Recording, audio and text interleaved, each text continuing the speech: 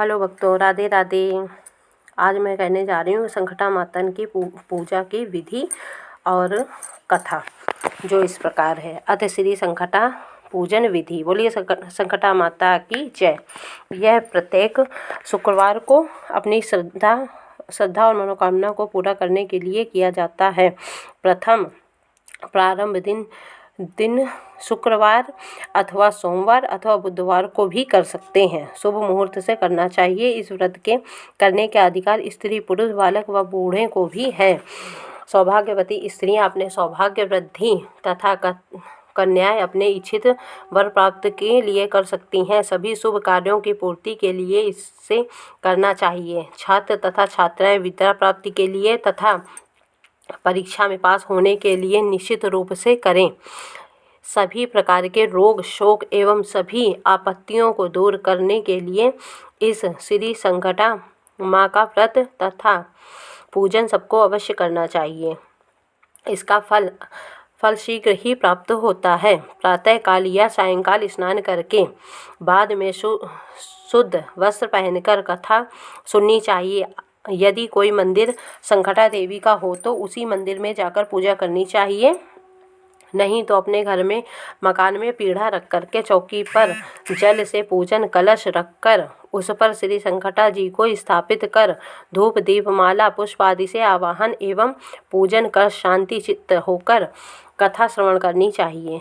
भोग के लिए चावल का चूरा करके उसके लड्डू बनाना चाहिए तथा मीठे फलों से सेब, केला, संतरा, अनार आदि जो भी मिल सके अर्पण करें।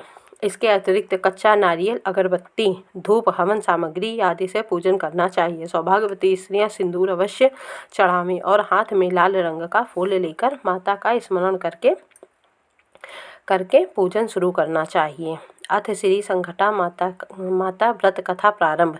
एक बार श्री नारद जी महाराज भ्रमण करते हुए मृत्युलोक में आ गए। यहाँ पर आने के बाद सारे नगर में भ्रमण करते करते एक निर्जन स्थान में गए। वहाँ पर उन्होंने एक देवी जी का मंदिर दिखाई पड़ा। मंदिर में पहुंचकर नारद जी क्या देखते हैं कि एक स्त्री वहाँ पर पूजन करती हुई दिखाई पड़ी।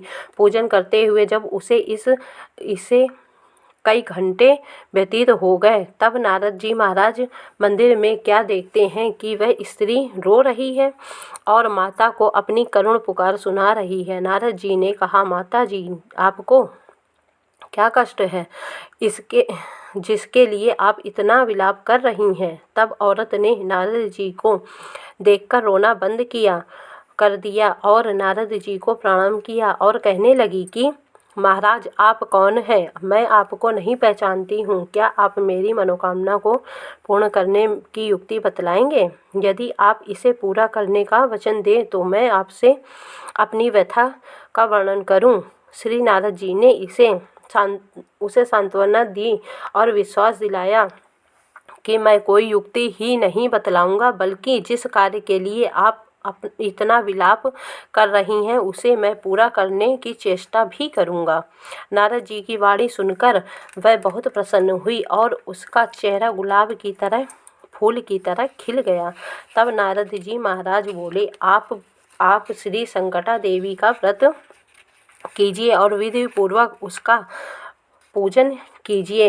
1 वर्ष व्यतीत होने के बाद जिस पुत्र रत्न की प्राप्ति के लिए आप विलाप करती थीं, वह मनोकामना पूर्ण करने की शक्ति भी संकटा माता में है। तो अपने घर जाओ और नियम पूर्वक इसका व्रत, पूजन इत्यादि करो, जिसके करने से तुम्हें मनचाहे संतान की प्राप्ति होगी। 1 वर्ष बीतने के बाद एक सुंदर बालक को उसने जन्म दिया। बालक के पैदा होने के बाद जिस प्रकार से द्वितीया से पूर्णिमा तक चंद्रमा वृद्धि को प्राप्त होता है, उसी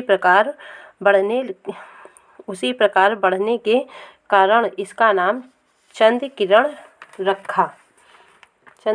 रखा। यहीं से उनकी ये कथा समाप्त होती है। बोलिए संकटा माता की जय। दूसरी सेठ जी की कथा है।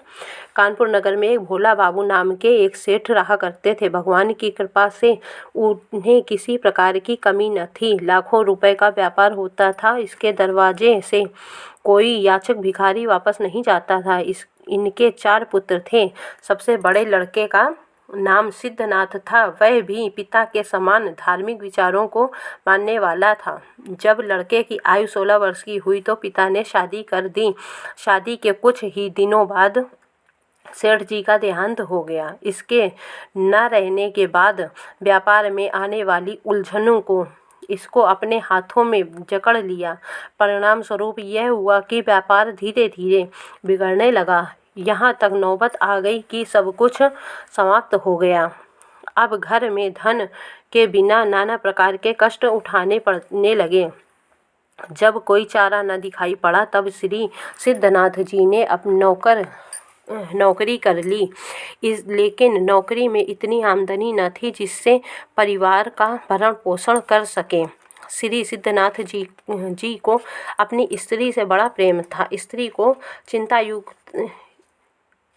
चिंतायुक्त देखकर हृदय में बड़ा दुख हुआ और कहने लगा कि हमारे कारण तुम्हें भी दुख मिल रहा है। तब उनकी स्त्री से बड़ी विनम्रता भाव से कहा कि हे पतिदेव, मैं देख रही हूँ कि जब से आपने नौकरी कर ली तब से आपका गुलाब सा चेहरा मुरझा गया है और शरीर में दुर्बलता आ गई है। उनकी पत्नी सदैव ही भगवान की पूजन आरती करती, भोग लगाकर ही भोजन करती थी और तब तक अपने पति देव को भोजन नहीं करा लेती थी, तब तक जल भी ग्रहण नहीं करती थी। अपनी मृदुल वाणी से सारे परिवार को मुट्ठी में बांधकर रखती थी। कोई भी भिखारी दरवाजे से वापस नहीं जाता था। सदैव की भांति सायंकाल जब मंदिर में कथा सुनने के लिए गई तो पंडित जी ने श्री संकटा देवी के महात्म्य सुनाया। उसे सुनने के बाद वह घर लौटकर आई। तब श्री संकटा माता का पूजन तथा आरती करके 7 सौभाग्यवती स्त्रियों को भोजन करवाया। ऐसा यह प्रत्येक महीने करने लगी। 1 वर्ष बीतने के बाद समय बदला और सेठ जी ने नौकरी छोड़ दी और अपना पुराना व्यापार फिर करने लगे। कुछ ही दिनों में वह सेठ फिर से लाखों रुपए का व्यापार करने लगा। श्री संकटा माता के इन भक्तों की कथा जो सुनाएगा और नित्य प्रति जो इनकी पूजा पाठ तथा व्रत आदि करेगा, उसे किसी प्रकार का कष्ट नहीं होगा। उसकी सारी मनोकामनाएं, इच्छाएं पूर्ण होंगी। इसको किसी भी प्रकार की कमी नहीं रहेगी। बोलिए संकटा माता की जय। इत श्री संकटा माता व्रत कथा समाप्त। बोलिए संकटा माता की जय।